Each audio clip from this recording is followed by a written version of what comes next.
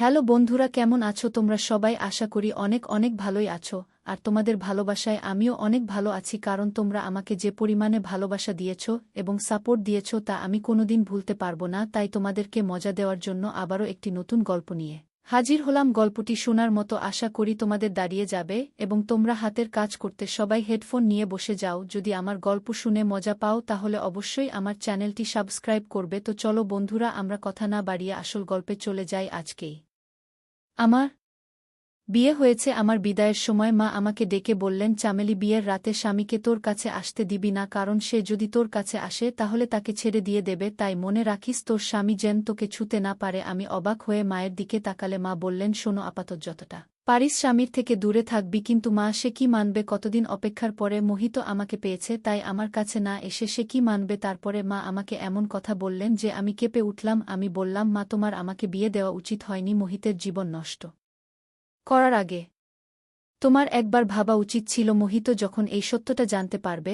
তখন তার সবকিছু শেষ হয়ে যাবে। তুমি এটা ভালো করনি। আমার চোখে পানি চলে এলো। মা, তুমি আমার কাছে এই সত্যটা কেন লুকিয়ে রেখেছিল? মা বললেন, মোহিতের রাগের কারণেই এই বিয়ে হয়েছে। আমি প্রথম এই বিয়েতে না করেছিলাম, কিন্তু ওরা যখন মানল না তখন আমিও ভাবলাম, যাক, তোরও সংশয় হবে, হয়তো সময়ের সাথে সাথে তোর জীবনেও সুখের রঙে ভরে উঠবে। কতদিন তুই এই বাড়িতে এইভাবে বসে থাকবি? এখন আমি কি করব? মন খারাপ করে শ্বশুর বাড়িতে গেলাম। এখানে এসে আমি সেটাই করলাম যেটা মা বলেছিল, আমার স্বামীকে আমার কাছে আসতে দেইনি। বিয়ের রাতে সে ঘরে এসে বিছানায় বসে আমার সৌন্দর্যের প্রশংসা করল। তারপরে আমার হাতটা ছোঁয়ার সাথে সাথে আমি তাকে সরিয়ে দিলাম। মোহিত অবাক হয়ে আমাকে এর কারণ জিজ্ঞেস করলে আমি কাঁদতে শুরু করলাম, কিন্তু কারণটা বললাম না আমি। তারপরে একদিন আমার স্বামী মোহিত আমার সব গোপন বিষয়টি জানতে পেরে গেল। আমি লজ্জায় কাউকে মুখ দেখাতে পারলাম না, কারণ আমার মধ্যে বউ হওয়ার। আমি মোহিতের রুমে বিছানায় বসে আছি আর সে অবাক হয়ে আমার দিকে তাকিয়ে আছে। আমার অনেক দুর্বল মনে হচ্ছে। আমি বরফের মতো একদম জমে গেছি। আমি অনুভব করতে পারছি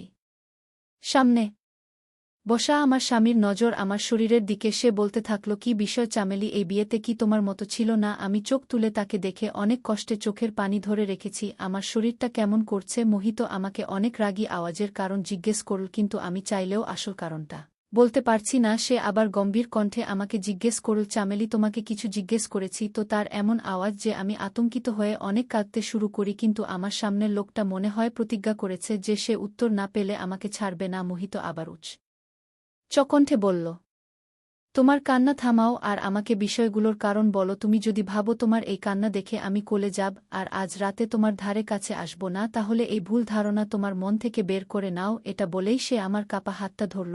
আমি হাতটা ছাড়িয়ে নেওয়ার চেষ্টা করতেই সে আমার কাছে এসে বলল, চামেলি, তুমি কি আমার পরীক্ষা নিচ্ছ? আমি কি অন্যায় করেছি যে তুমি এইভাবে আমার থেকে দূরে সরে যাচ্ছ? আমাকে তোমার কাছেও আসতে দিচ্ছে না। আজ আমাদের বিয়ের রাত। বিয়ে নিয়ে ছেলে ও মেয়েদের মনে কত স্বপ্ন থাকে, আর তুমি আমাকে তোমার কাছে আসতেই দিচ্ছে না।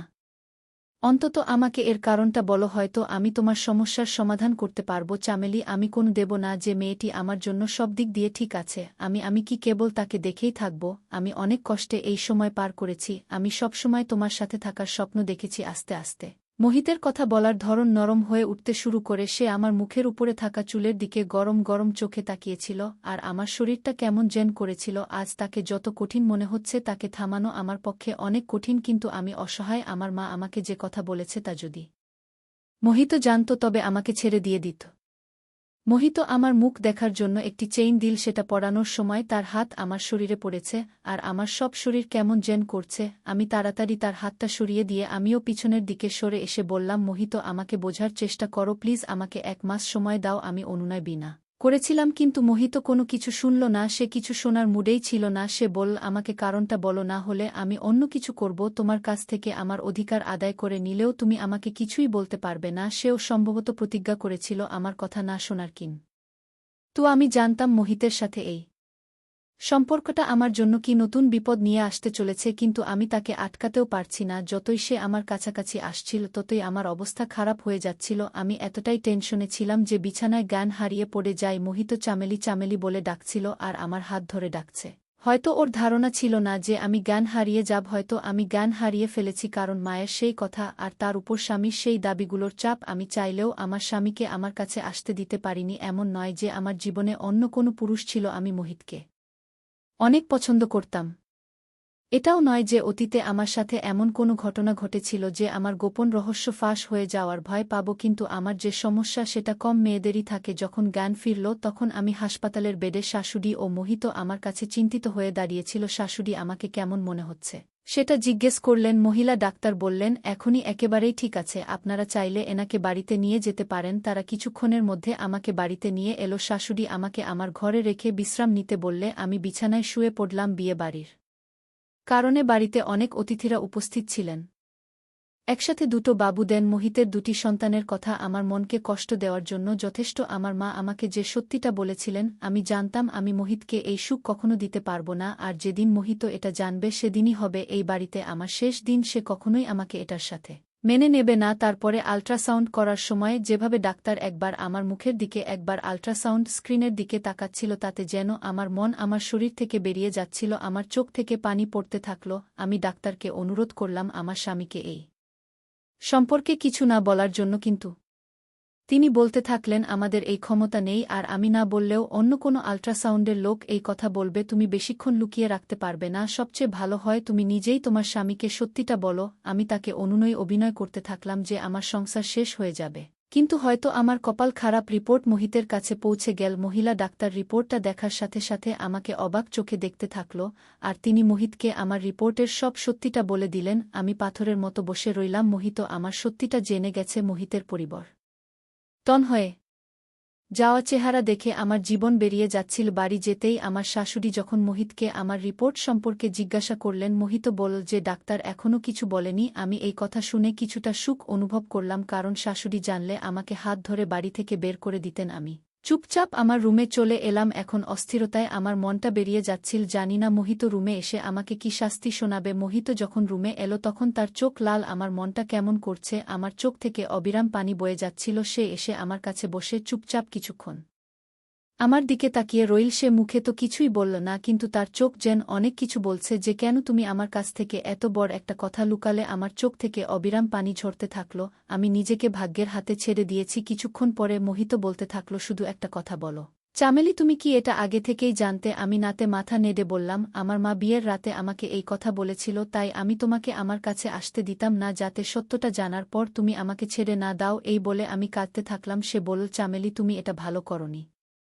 তুমি জানো আমি আমার মায়ের একমাত্র সন্তান। যদি তোমার মা সত্যিটা জানত তাহলে আমাদেরকে অন্ধকারে রেখে অন্যায় করেছেন। এই কথা বলেই মোহিত ঘর থেকে বেরিয়ে গেল। সারারাত আর রুমে বিয়ের রাতে মা কাঁদতে কাঁদতে আমাকে বলেছিলেন যে জন্ম থেকেই আমার মধ্যে বাবু নেওয়ার ক্ষমতা নেই, আমি কখনোই মা হতে পারব না।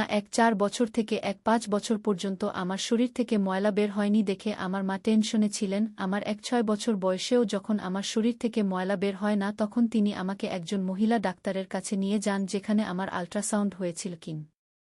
মা তখন আমার কাছ থেকে এই সত্যটা লুকিয়ে রাখেন। তিনি শুধু বলেছিলেন আমার মধ্যে সামান্য ঘাটতি আছে, যা সময়ের সাথে সাথে পূরণ হয়ে যাবে এবং আমি স্বাভাবিক হয়ে যাব। আমিও এটা ভুলে গিয়ে নিজের জীবন নিয়ে ভালো ছিলাম, কিন্তু বিয়ের রাতে মা আমাকে এই সত্যটা বলেন এবং সাথে আমাকে এটাও বলেছিলেন যতটা সম্ভব মোহিতের থেকে দূরে থাকতে, কারণ সে যদি তার সাথে সম্পর্ক করে কিছুদিন পরে বাবুর কথাও বলবে, এবং এর জন্য যখন তোকে ডাক্তারের কাছে নিয়ে যাবে তখন তারাও এই সত্যতা জেনে যাবে।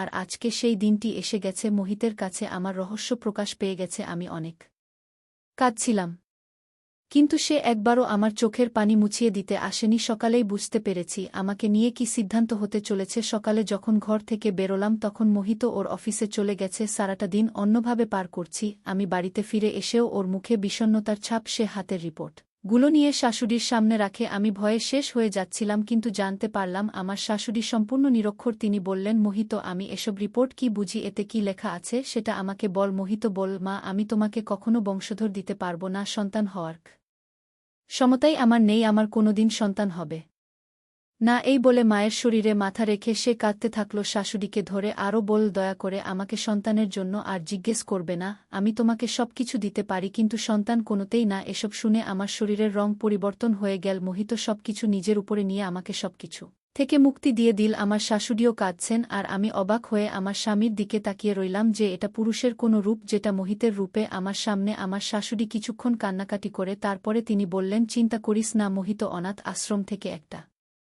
বাবু নিয়ে আসিস আর আমরা নিজের মনে করে তাকে মানুষ করব, কিন্তু তুই মন খারাপ করিস না, আমি আর কখনো তোকে সন্তান নিতে বলবো না। রুমে এসে মোহিত প্রাণহীন মানুষের মতো শুয়ে পড়ল।